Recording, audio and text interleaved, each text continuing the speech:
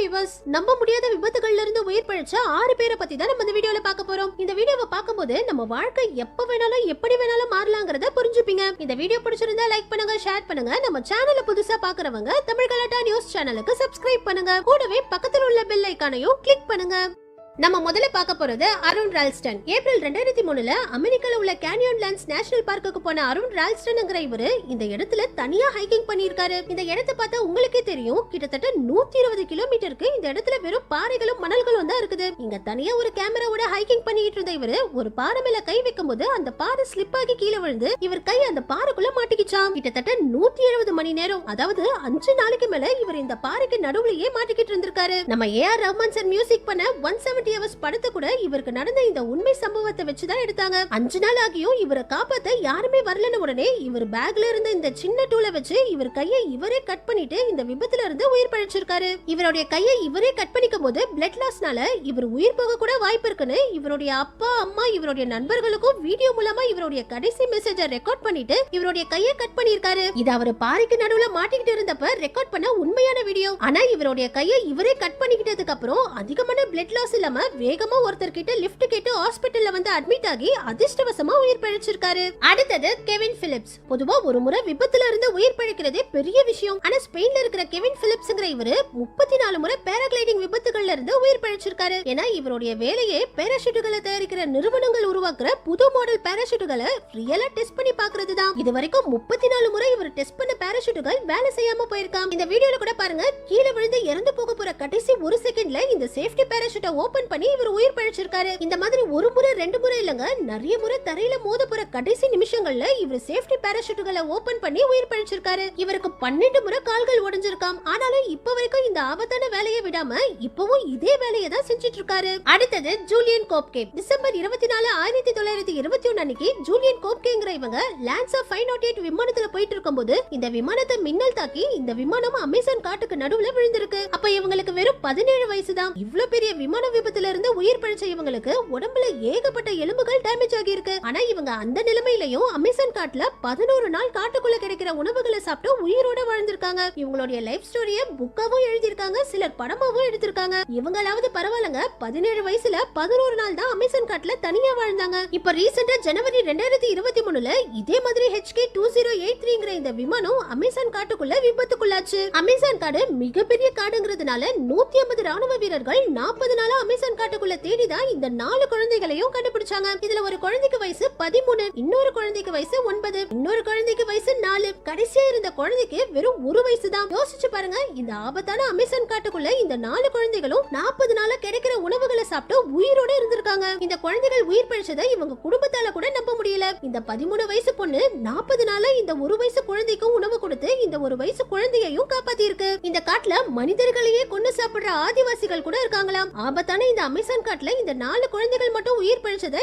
எல்லாருமே ஒரு மிராக்கிள்னு தான் சொல்றாங்க. அடுத்தது மௌரோ ப்ராஸ்பரி. 1994ல ஆப்பிரிக்கால உள்ள சஹாரா பாலைவனத்துல நடந்த டெசர்ட் மேரத்தான் போட்டியில 134 பேர் கலந்துக்கிட்டு ஓடினாங்க. அதுல மௌரோ ப்ராஸ்பரிங்கற இவரும் ஒருத்தர். ஆனா எதிர்பாராத விதமா திடீர்னு அந்த பாலைவனத்துல மிகப்பெரிய ஒரு மணல் புயல் வந்திருக்கு. இதனால இவர் வழிமாறி வேற பக்கமா ஓட ஆரம்பிச்சிருக்காரு. இவர் தப்பான பாதையில ஓடுறோம்னு தெரியாம ஆபத்தான சஹாரா பாலைவனத்துல தனியா ரொம்ப தூரம் போயிட்டாரு. சஹாரா பாலைவனத்தை எந்த பக்கம் பார்த்தாலும் ஒரே மாதிரி தான் தெரியும். கிட்டத்தட்ட சஹாரா பாலைவனத்துடைய அளவு 9.2 மில்லியன் கிலோமீட்டர்ஸ். அதாவது இந்த பாலைவனம் அமெரிக்கா நாடு அளவுக்கு ஒரு செம்ம பெரிய பாலைவனம். இந்த பாலைவனத்துல இவர் 10 நாள் தனியா சர்வே பண்ணிருக்காரு. மனிதர்களால 8ல இருந்து 24 நாள் வரைக்கும் கூட உணவு இல்லாம உயிர் வாழ முடியும். ஆனா தண்ணி இல்லாம 3ல இருந்து 4 நாளைக்கு மேல உயிர் வாழ முடியாது. இதனால இவர் வேற வழி இல்லாம இவருடைய யூரினை இவரே குடிச்சு அந்த நிலைமையிலயும் உயிர் வாழ்ந்திருக்காரு. பாலைவன பகுதிகள்ல காலையில எந்த அளவுக்கு வெயில் அடிக்குதோ நைட் டைம்ல அதை விட பயங்கரமா குளிர் அடிக்கும். நைட் அதிகமான குளிர்ல உணவு இல்லாம இருக்கும்போது இவர் தலையில ட்ரில்லிங் மிஷினை வச்சு ஓட்டு போடுற மாதிரி இவருக்கு தலைவலிக்குமா. இவர் ஏற்கனவே பல மேரத்தான் போட்டிகள்ல ஜெயிச்சு ஒரு ஃபிட்னஸான உடம்போட இருந்ததுனால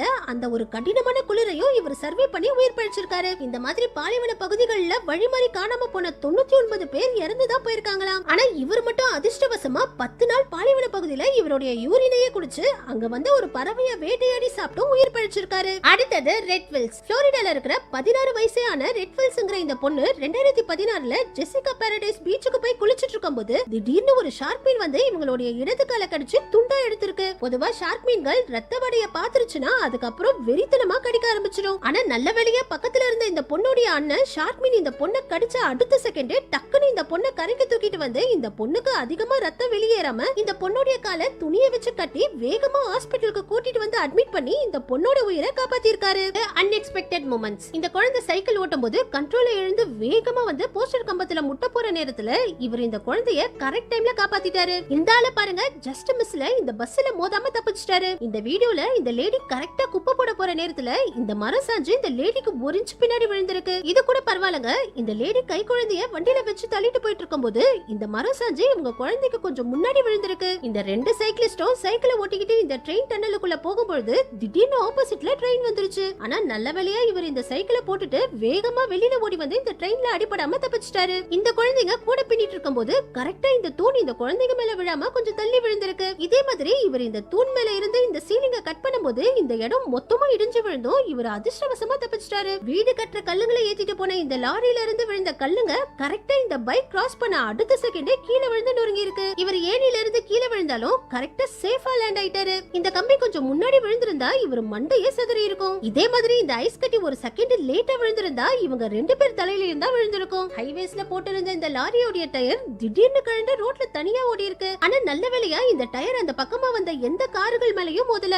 இதே மாதிரி இந்த ஜேசிபி உடைய பெரிய டயர் திடீர்னு கழண்டு ரோட்ல ஓடி இருக்கு. ஆனா இந்த டயரும் அந்த ரோட்ல போனவர் மேல விழல. இந்த நாய்க்கு இன்னைக்கு உண்மையிலேயே நல்ல நாள்னு தான் சொல்லணும். இந்த காரோட 4 வெளியில இருந்தும் தப்பிச்சு அதிர்ஷ்டவசமா வெளியில வந்துருச்சு. இந்த நாயை பாருங்க, கார் ட்ராக்குக்கு நடுவுல நடந்து வந்த இந்த நாய் ஜஸ்ட் மிஸ்ல உயிர் பழிச்சிருச்சு. இதே மாதிரி இந்த நாய் ஒரு செகண்ட் கேப்ல இந்த ட்ரெயின்ல அடிபடாம தப்பிச்சிருச்சு. நல்ல வேளையா இந்த நாய் ஐஸ் கட்டியா உறைஞ்சு போயிருந்த இந்த ஸ்விம்மிங் பூலுக்குள்ள விழும்போது இந்த நாயை வளர்க்கறவங்க பக்கத்திலே இருந்ததுனால உடனே ஓடி வந்து இந்த நாயை காப்பாத்திட்டாங்க. ஒரு 10 நிமிஷம் லேட்டா வந்திருந்தா இந்த நாய் குளிர்ல உறைஞ்சு போய் செத்து இருக்கும். இதெல்லாம் கூட பரவாயில்லங்க, இந்த எலக்ட்ரிஷியன் பவர் லைனை கட் பண்ணும்போது 35,000 ஃபாரன்ஹீட் அளவுல பாஸ் ஆயிட்டு இருந்த இந்த கரண்ட் கம்பி கரெக்டா இவர் பக்கத்துல வந்து நின்று இருக்கு. லைட்டா இந்த எலக்ட்ரிக் கம்பி இவரை தொட்டு இருந்தாலும் இவர் உடனே கருகி இருப்பாரு. இந்த மாதிரி ஒரு அதிர்ஷ்டசாலிய பாத்திருக்கவே மாட்டீங்க. இவர் வாஷ் பண்ண துணியெல்லாம் எடுத்துக்கிட்டு இந்த கடையில இருந்து வெளியில போன அடுத்த செகண்டே இந்த மொத்த கடையும் வெடிச்சு சிதறி இருக்கு. இவர் டாக்டர் கிட்ட உட்கார்ந்து பேசிட்டு இருக்கும் போதே திடீர்னு இவருக்கு ஹார்ட் அட்டாக் வந்திருக்கு. ஆனா நல்ல வேளையா பக்கத்திலேயே டாக்டர் இருந்ததுனால இந்த டாக்டர் இவருடைய உயிரை காப்பாத்திட்டாரு. இந்த ஸ்னோ கிளைம்பர் 12,000 ஃபீட் உயரத்துல ரெண்டு பக்கமும் பள்ளத்துக்கு நடுவுல நடந்து போகும்போது சறுக்கி விழுந்து இவர் கையில இருந்த அம்மரை வச்சு சறுக்கிட்டு போய் கீழே விழாம தப்பிச்சிட்டாரு. நம்ம கடைசியா பார்க்க போறது